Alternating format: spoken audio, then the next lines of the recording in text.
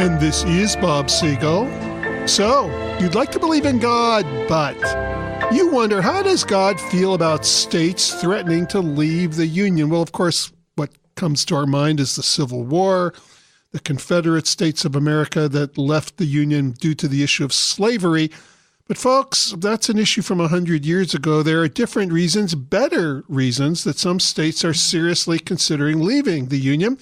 Here to discuss this and other provocative issues with me is good friend and rotating co-host Jim Berrier. Jim, welcome to our program. Hey, Bob. You know, here I am in the state of Texas where before the election, Texans were saying we're going to secede because we don't like Hillary. And then the election went a different direction than most people figured. And Californians now saying we're going to secede because we don't like Trump.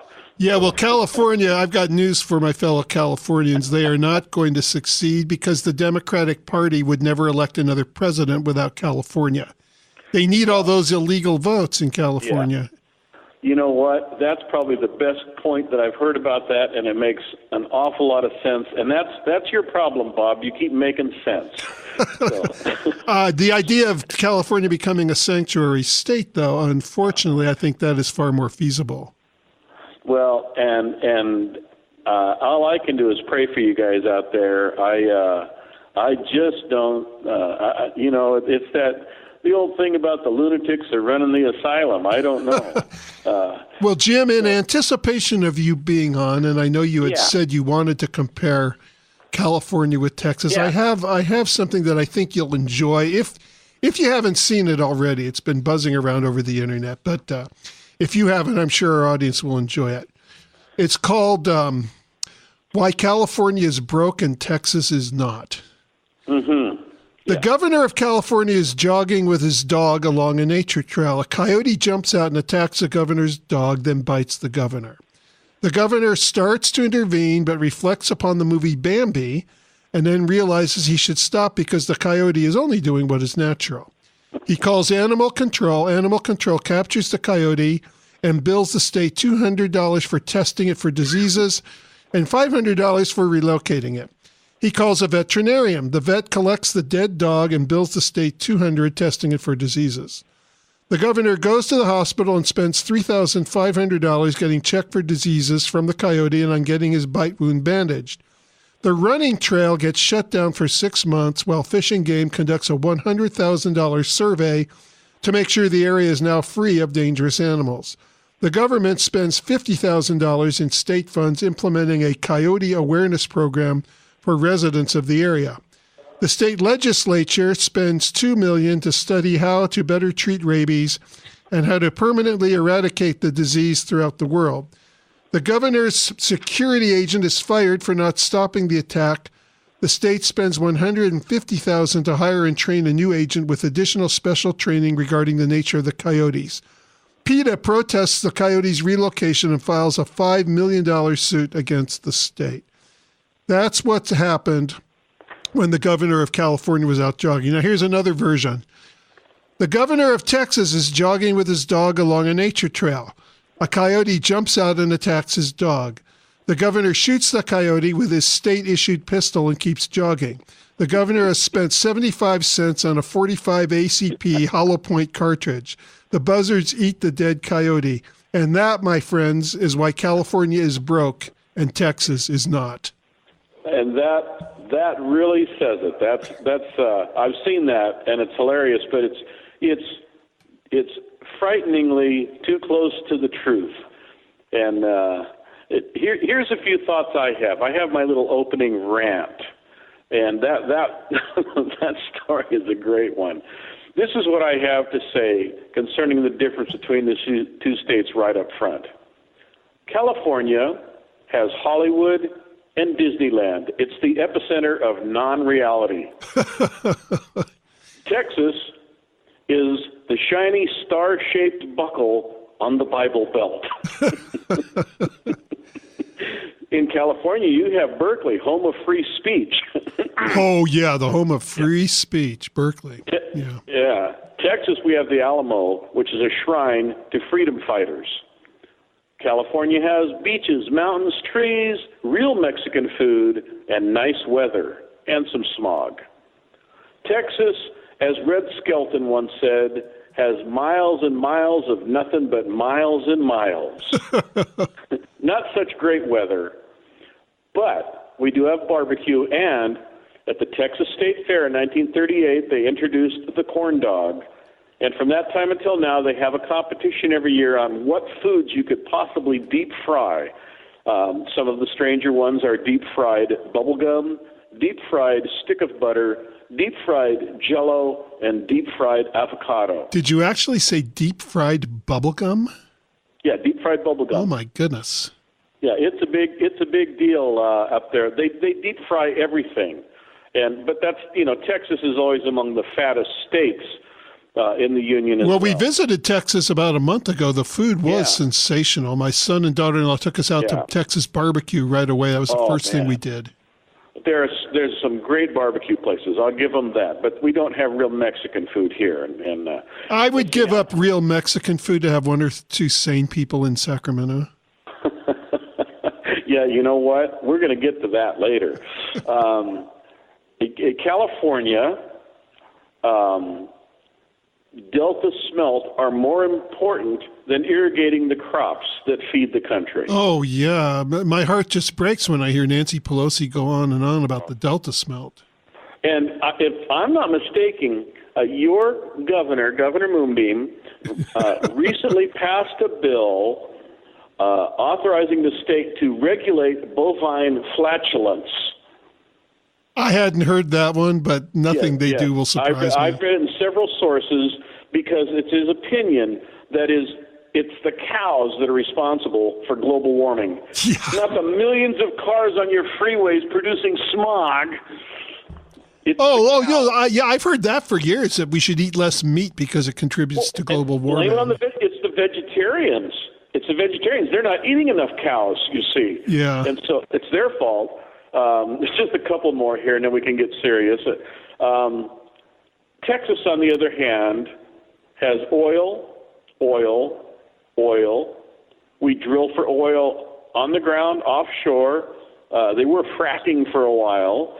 Up in East Texas, where I once lived, you could see people have those pumps right in their front yard, right on the property. Those things look like big iron locusts sucking the life out of the earth.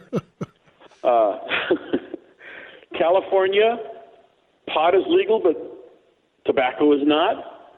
In Texas, they do have a rule that I think is an important rule, and that is you cannot carry a loaded gun into a bar. So that's a little bit about the pop culture climate and just the images, the stereotypes of what states are like. Well, Texas was far prettier than I was expecting. Still, if I had to evaluate a state based on topography, California would win hands down. But if I had to evaluate based on policy and what's going on in our economy, and Jim, I think the day's going to come in California where they're going to start forcing people to move out of their own homes to make room for illegal immigrants, which we're not going to be allowed to call illegal immigrants. I really believe it will get that bad. They're undocumented, Bob. Undocumented workers, yeah. Okay, you've got to get the lingo, man. I know you're not one for political correctness, but you just got to keep that up lingo is so important. Here's a couple of stories. A friend of mine from California came out here, and he visited a rancher, and he said to the rancher, "How big is your ranch?" And the guy said, "Well, I'll tell you what, I can get in my truck in the morning and start driving, and I don't get to my property line before the sun sets." And the Californian said, "Yeah, I had a truck that ran like that once too." So, wow. Now, here's a true story.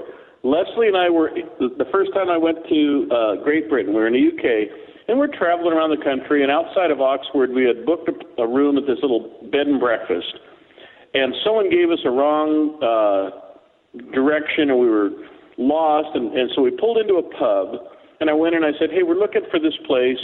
It's the Bat and Ball Pub." And the lady says, oh, that's a long way. It's far away. I said, "Well, how far?" She said, oh, it's 5 miles. And I said, 5 miles? We have driveways that are 5 miles in Texas. Yeah, no kidding. So some of those things are relative. And I tell people all the time, California is the most beautiful state in the union, and I've been all over the country. You've got mountains and trees and beaches, and it's just a lovely, lovely state, which is part of the problem. People move there for that and for the nice weather. And so there's too much, you pay a high price to have that kind of an environment.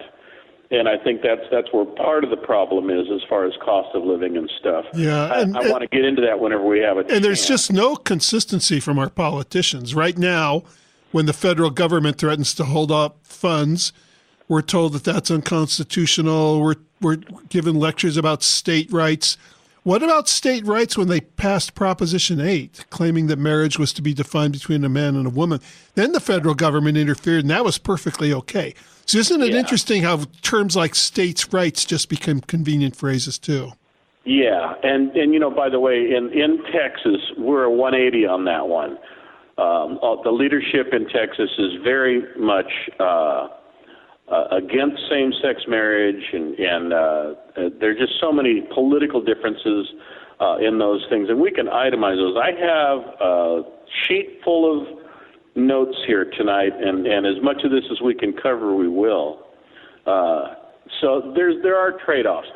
Texas is not a great environment to live in. Once I grew up in San Diego. I'm a third-generation San Diego native, and so my first summer living here in Texas, I thought that I had died and gone to the wrong place. And I thought, well, maybe there is a purgatory. Yeah. I felt that way when I moved to Arizona for the first time. And then my second year of Arizona, I found myself getting used to it and actually appreciating it. But it was quite a culture shock when I moved out of California for the first time. It is a shock. If you've lived, as I had, if you were born and raised in San Diego, you miss that ocean and beach. There's no place you can go where you're ever really going to be happy with the weather. And now I know the Gulf is pretty out in Texas, but then you have the hurricanes and the humidity and all that stuff. Well, there you go. And in Texas, we have hurricanes, we have tornadoes. And California has earthquakes and wildfires. So we'll call that a draw. Well, no, we also have Nancy Pelosi, so I don't know if it counts as a draw. All right. We'll be right back. We'll be right back.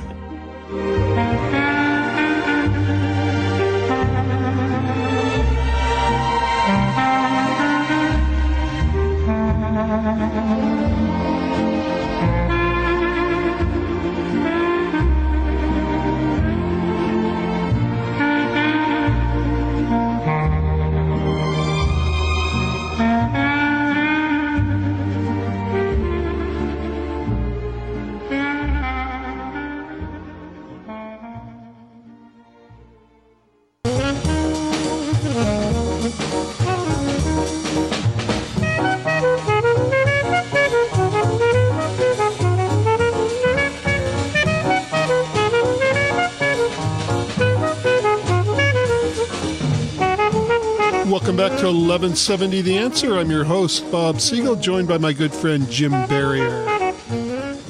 Now, we haven't played trivia for a long time, but I'm just going to guess, going to the break, we heard Ackerbilk doing Strangers on the Shore. That is correct. And coming back with Take 5 by the great Dave Brubeck. Dave Brubeck, yes. Well, we didn't think Nick and I were betting that gravity would not exist anymore if you didn't get those two. We have a few other choice ones for you coming up later on. Classic stuff. And I'm pretty much a rock and roll guy, but yes. I grew up with that stuff. And anyway, great. We'll have a few melodic motion picture soundtracks that'll probably be a little more difficult for you, but there's definitely a few more that you're going to get for sure. Yeah, you're big on the movie stuff. You're not only a movie buff, but you love the soundtracks too. I do. You've always got the upper hand on those. Now, we're talking about your state and my state. I'm going to say it that way tonight. I am a San Diego native and a Californian at heart, and I always have this place where, in fact, we go out at least once a year and visit, and I go in that Pacific Ocean no matter how cold it is, and I will eat Mexican food, breakfast, lunch, and dinner if I get the chance. But I live in Texas now, and so I'm representing tonight. The environment, as far as catastrophes and disasters, I say it's a toss-up because you guys get earthquakes and fires, we get tornadoes and hurricanes. Here's a couple of other things that I was surprised. I did a lot of research, Bob. Unemployment in California right now, or the latest stat that I got was 5.2. Texas is 4.8, so that's almost a draw. Now, why do you suppose that would be? I would expect it to be much worse in California. If we had done this a couple of years ago, a lot of these things would be different. But people have been pouring into this state to get away from other states, and so... so they're boosting the economy by pouring in? Well, they are, but it also fills the job market, and it also drives housing costs up, which we'll talk about in a few minutes. But so that's almost an even right there on unemployment. Here's another one. This is something to be really proud of. Education, K through 12. California ranks 42nd in the nation. Texas ranks 41st. I'm a little surprised at that because that is a surprise. Well, Texas is, W had this No Child Left Behind thing. Oh, that's true. That was his brainchild, wasn't it? Yeah, it was. And the education system here, 41 out of 50. That's not great. So those things are a draw. There's another thing that was a surprising draw to me, and that was the amount of money that the average person spends on gasoline. Because your gas tax is higher than ours, therefore gas is more per gallon. But the difference is everybody in Texas drives a truck. That's true.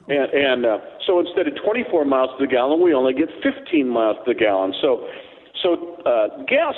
gasoline almost comes out a wash between the two states. But then when we get past all of those things where we kind of are equal, we're going to find some stark differences. And so if you don't mind, I want to go through some numbers with you here. For the people that don't like number crunchers, I'm so sorry, but there is a bottom line and you'll get the point. The cost of living in California, average cost of living, is 15% above the national average. In Texas, it's 11% below the national average. That's a pretty big gap. The average household income in California is $64,000. In Texas, it's $56,000. So you've got an $8,000 advantage on the average household income. But where does that money go? The average price of a single-family dwelling unit in California is $448,000. In Texas, it's $146,000.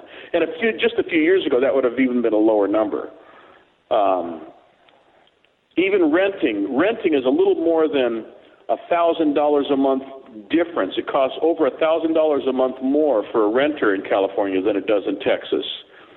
And so if we extrapolate those things and do the average mortgage payment, it costs the average homeowner $15,000 a year more between homeowners and renters to live in California than to live in Texas. $15,000 a year just for your dwelling place. And I imagine that's only going to get worse as time goes on. Probably so. But that just ate up your $8,000 income. So now you're in a $7,000 deficit. We have sales tax is about $1,000 a year, on an average more for someone in California. And you have no state income tax at all in Texas, do you? Oh, yeah, and that averages out to nearly $5,000, a little more than $5,000 a year that Californians pay for state income tax. Can you just imagine the difference between somebody trying to start their own company in Texas as opposed to California with an advantage like that? That's why they're bailing out. So you've got a housing difference of $15,000, state income tax of $5,000, sales tax of $1,000, and then also property tax on average is $1,000 a year more in California because the houses cost more. And that's the base tax. That's not adding your school zones and all of those things, which can make it even worse. So what you've got is $14,000 net. You guys make $8,000 more a year, but you spend $22,000 more a year. And that's just, we're just talking about basic things, housing and taxes. And as I said, gasoline costs are a wash because you probably all drive electric cars and stuff out there. So not me, not yet. Well, and then you could take, that stuff is just so blown out of proportion. I'm sure you have done a little research and look at the places where they do the strip mining, where they produce the lithium batteries, and they're raping the planet. Okay, Californians, we'll give you more reasons to leave the state and flee to Texas when we return.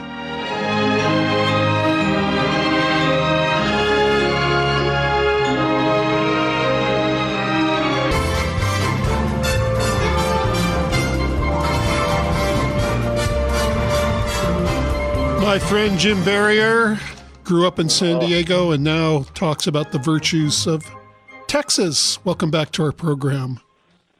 Thanks. And I'm still chewing on the music there. When we left for the break, the tune that was playing, I kept thinking it was from a Julie Andrews film, but then I thought, it sounds like the song Tammy from the film Tammy. You got it. Oh, my goodness. I was going to say you're close with Julie Andrews because it was Debbie Reynolds, but Tammy and The Bachelor. Tammy. There were a whole series of them. I think Tammy and The Bachelor was the first. And not the best movies in the world, but beautiful musical score.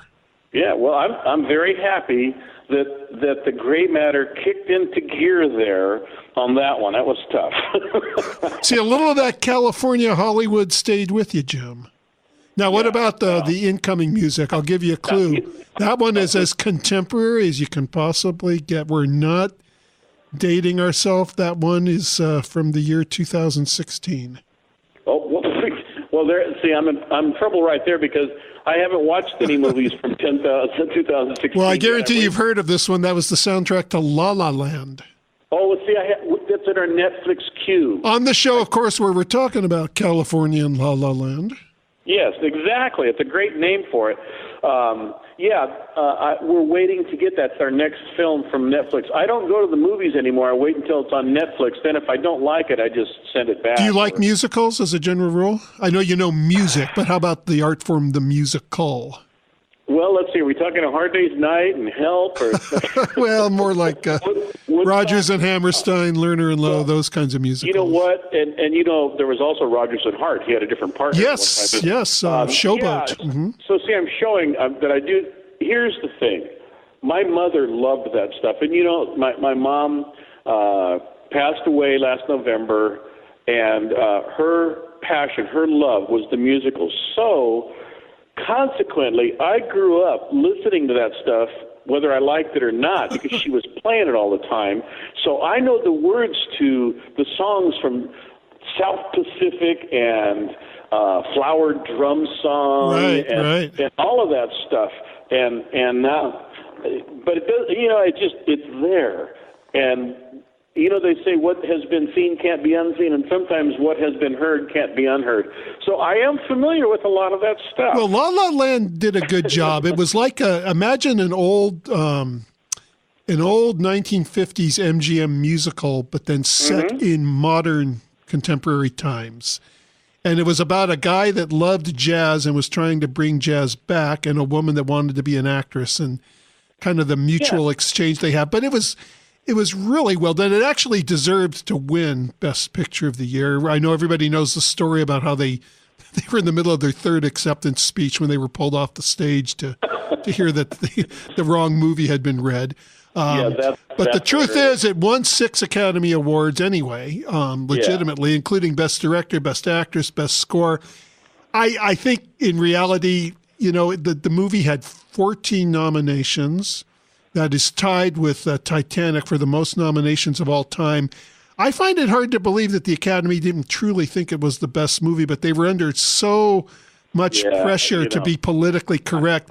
I think they were saying, well, here's a movie that stars an African-American who's gay. We've got to at least vote for that one for Best Picture. And then in all the other categories, we'll vote for La La Land. That, I can never prove that, but it looks to me like that's what happened. So I think they were rooked out of that award, both on stage and off stage. Frankly, that's why I don't pay attention to the Oscars anymore. I think the one that did it for me was several years back. Russell Crowe did a great film, A Beautiful Mind, and it won all the things, but he did not win actor. Well, the whole thing was his acting job and how he sold that character, and it won all the other categories. But then they, and I love Denzel, but frankly, I thought he was much better in Hurricane than he was in Training Day. That's my opinion. Well, now there's going to be, they have said there's going to be a type of affirmative action. So there's going to be a minimum of nominations from different, it's just, nothing is sacred anymore. I'm so sick and tired of all the political correctness. I really am. And then on top of it, you get certain actresses and actors that get up and give speeches and rant and rave, and I'm just tired of all of that stuff. So can't they just get up and say thank you for the honor and sit down? I mean, yeah, they could, but anyway, we digress. But I love talking about that stuff, and I will see La La Land. I've heard a lot of good about it. So I think you'll enjoy it. I mean, if you don't, anyone that doesn't like musicals won't like it. But as musicals go, I thought they did a pretty decent job, especially when you consider that the movie musical for a while became all but extinct in Hollywood. It's nice to see them making a comeback. Yeah, absolutely. And just for the record, my favorite film, mine personally, was Hacksaw Ridge. I did not see. That was one of the nominees I didn't get a chance to see. I've heard nothing but good things about it, though. Well, that was the Mel Gibson film, wasn't it? Yeah. Mel, for all of his goofiness, he's put out some pretty good films over He does. Career. He just needs to keep his mouth shut when the police pull him over. Another one, but, because we've talked about the issues of conscious subjection, and I loved that movie because I felt a little validated from friends of mine who had said, because I was a conscious objector, and they said, well, you're just a coward. And obviously this film does away with that myth. I can't imagine anybody that would know you, and you are not a coward, my friend. I don't agree with your pacifist position, but you are no coward at all. Well, I appreciate that. Okay. Appreciate that. I'll be back with my brave friend Jim Berrier in just a moment.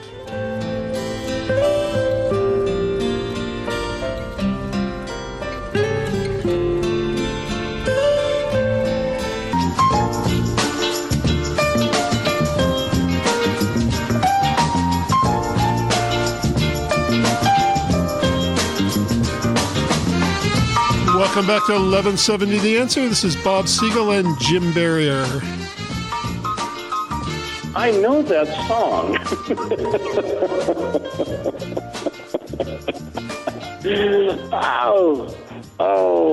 I know that song. We were sure you would get this one. Well, I lost it. It's not Grazing in the Grass. No. It's not Grazing in the Grass, but it's got that same kind of vibe. Okay, Nick, put him out of his misery. Oh, Nick's saying to hold on. Can't hear Nick. Push the button, Nick. It's Soulful Strut by the Young Holt Unlimited. Yes, thank you so much. We weren't surprised that you got the others, but we were absolutely sure you would get this one. Well, Nick, I'm glad we didn't go to Vegas and place a bet on that. I was never more sure in my life. Oh man, hey, we got to get back to the classic rock and roll. That's really my strength. But that's pretty. That's the 1960s, late 1960s. That's pretty classic. Yeah, not rock and roll. Well, it's late 60s rock and roll. Yeah. Okay. Now, you guys, I love playing that game. All right. We don't want to go back and talk about California and Texas again. I think we leapfrogged. Oh, we need to leapfrog back a break. I don't think we even got back to it the last time. No, I like talking about movies and music and stuff, and it does have some social relevance. Does art imitate life, or does life imitate art? and that age-old question. And I think the things that are tolerable today certainly were not tolerable a generation ago, as far as what, the lyrics you can use on music, the themes, the visual things that happen in films and even on TV. We have gone a long, long way as to what's acceptable. Yeah, and as a result, we've gotten far less creative too. I don't have a problem when somebody swears in a movie because I don't hold all directors up to a Christian standard. Yeah. But when it's obligatory and when it's just poorly written dialogue, I think there was a time when, because people could not speak a certain way, it forced them to just be more creative. Yeah. And if you put enough violence and sex and stuff in a film, and then put it in the trailers and tease people that, it is really dipped to an all-time low, I think, as far as what we settle for. Now, that doesn't mean there aren't some great films that come out there, and there's also once in a while some good music, and but I think we've really lost the creative edge. I think some of it has to do with the money thing, frankly. With music, the music industry, Clear Channel controls so much, and then that gets into the pockets of the producers, and they'll only allow certain types of music, certain sounds. In the '60s, you could, go into a record company and if you look at the hit parade back in the '60s, it could be jazz, Motown, surf music, British invasion, country music, anything goes. And now it's a certain cookie cutter kind of a thing, and so the money thing's killing music. And in the movies, I think it's all about trying to get the rating. You're talking about the language.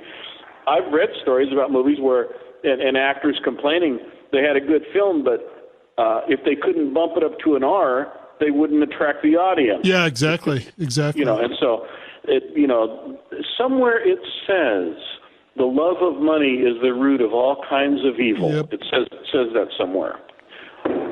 In one of those sacred books. Speaking of the root of all evil, let's go to Sacramento. I like to think of it as the root of all stupidity, but evil will do. Yeah. Well, I think those two are very, if you want to get theological, I think sin is stupidity, because it's stupid to sin against an intelligent, loving God and his principles and disobey him and disregard him. It's not smart at all. Well, and one feeds and enables the other, because a purely evil person cannot accomplish what he wants to accomplish without a lot of stupid people following him. Yeah, that's true. Now, we have a little bit of time left this evening. The political climate between the two states in question here. We talked about seceding from the Union and that whole joke. California, I'm going to give you the names of the leadership in your state. We have, of course, Governor Moonbeam, Jerry Brown. And I'm old enough to remember when his daddy was the governor. Oh, yeah. Yeah. What a great legacy. Oh, man. You got Lieutenant Governor Gavin Newsom. You have the Speaker of the House of Representatives in California, Anthony Rendon. You have the Attorney General, Javier Becerra, all of them Democrats, all of them liberal Democrats, and you get bonus points for giving the rest of us Nancy Pelosi. Thank you so much, California, and every strong time leadership. She opens her mouth, I'm just amazed. I'm imagining our forefathers turning in their graves. She's getting harder to understand, too. She's certifiable. I mean, she's just absolutely certifiable. Yeah. Those are the people that are running your asylum. Yeah. Okay? Yep. And you we could go down the list of the things that these folks have done and pushed. And I would lay the blame at their feet for the woes of California. Absolutely. All right, we'll be back for one more segment.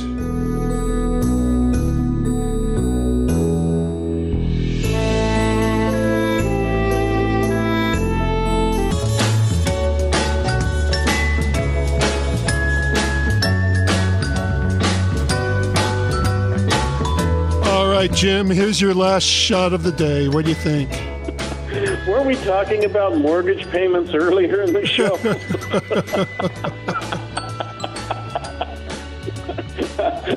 Am I getting warm? Actually, this was the same group as last time. We gave you 2 in a row. Yeah, you're killing me. You're killing me there. Well, we didn't think you'd get this one. I had not heard of this one before either, but the previous one, you kind of surprised us. Yeah. Well, I'm sorry to let you down on that. Oh, how the mighty have fallen. Yes. Well, it happens. So I listed a few of the folks that you've got out there in your state capital. I live about an hour south of Austin. Austin is the blue dot in the red state. But Yeah. our governor is Greg Abbott. I've met him. Our lieutenant governor is Dan Patrick. I've met him. And now, in what context did you meet these gentlemen? Conferences. They do, out here, they love to do these meetings and conferences and conventions for pastors. And so I'm on the list. I actually went to Rick Perry's inaugural ball one year because I'm on the list. And so I go to these things, and they're there to encourage pastors. Imagine governors and people like this that want to encourage pastors. Speaker of the House, Joe Strauss. I like this guy. He has sent me letters. Not just form letters. We've corresponded. Attorney General Ken Paxton. I just heard him speak a few weeks ago at a pro-life meeting. I'm part of it. Well, I'm friends with the group called the Justice Foundation. You know folks from the Justice Foundation. Oh, yeah. And the keynote speaker this year was Ken Paxton, the Attorney General. What an awesome guy, very outspoken about his faith, very pro-life. These are the people running our state. Now, doesn't David Barton hail from Texas also, or do I have that wrong? I don't know, but I've heard him a number of times. I got to, just through the same group, got hooked up. I went to a tour of the nation's capital, and it was really fascinating to get his perspective on the things that they just don't tell you about the Founding Fathers and the rest. Oh, yeah. All you learn about the Founding Fathers these days is that they owned slaves. Which many of them did not, and the few that did were very conflicted about it and took steps to abolish them, too. Yeah. Well, as you know, there is a slant in what's reported these days. But those people that I just mentioned are all Republicans, all conservative Republicans, and most of them are pretty strong on being pro-life. They are pro-life. They are very much pro-Second Amendment. They are very much against the unisex bathrooms and very much for same-sex marriage. Against same-sex marriage, I think you meant to say. Against same-sex marriage, right. They're for border control. I have a letter on my desk that Joe Strauss sent me when Governor Abbott was first in office. One of the first things he did was pass the bill that they call it the Pastor Protection Bill. I've mentioned this on your show before. I cannot be charged with a crime or sued or in any way harassed if I refuse to perform a marriage because of my religious conviction. Yeah, and we need a bill like that throughout the country now. Yeah, but in Texas, they're leading the way on these types of things, and it's genuine, and they represent the people. For the most part, people in Texas, we have people on both sides of the thing, as all states do, but most of the people in Texas feel very strongly about these things. And so it produces, for me, a social and political climate that I'm much more at ease in, because I'm not going to get harassed for my beliefs. And I can say things about the things that I feel strongly about and not be called a lunatic or a criminal or whatever. And so it's just a stark contrast. And those are things that are just, to me, standout differences. And, oh, by the way, I gave you guys Nancy Pelosi. Well, we get Ted Cruz. He was from this state, too, whether you like him or not. Well, you know, and he gets a lot of flack. I've always liked him. He does kind of come across as a slick oil salesman, but I think that's his demeanor. I don't think that would be a genuine attribute of him at all. I don't think that's him. I'm not particularly a big fan, but he is a conservative, and he is from this. By the way, have you heard his idea of how to pay for the wall? What's that? They were going to confiscate the money that they got from Chapo and have him pay for it. I heard that one. Yeah, you know. What a great idea, boy. Yeah. Well, I think that there are businesses and companies. I think there are people that would love to, go and do that, build that wall. There's an awful lot of people that are really fed up with the impact that illegal immigration has in our state. Well, we're going to have some judge rule the building of the wall is unconstitutional. I mean, well, sure. How they find in our Constitution that it's unconstitutional to build a border, I'm sure I don't know, but they'll find it, Jim. Or they'll find that some muskrat or something is put out of his home because of the wall or something. Well, and we talked last month, I believe, there is some hope that now at least there's a chance in the Supreme Court that there could be some sense of reason, because things always wind up going there. You fight it, and eventually it winds up with the Supreme Court. And at least we have a shot in the Supreme Court of some reason. We do, and I hope we see a few more retirees soon and get that tipped completely. As opposed to, for instance, the California Ninth Circuit Court of Appeals. Yeah, that's the other little hallmark of California that I've meant to mention, the Ninth Circuit Court of Appeals. What a travesty. Well, they're just down the street from Anton LaVey's Church of Satan, aren't they? I don't know. But I am just so tired of these self-righteous, sanctimonious people that go into our Constitution like they're mining for gold and find these little nuggets that just aren't there. It's something is the judicial activism has got to stop.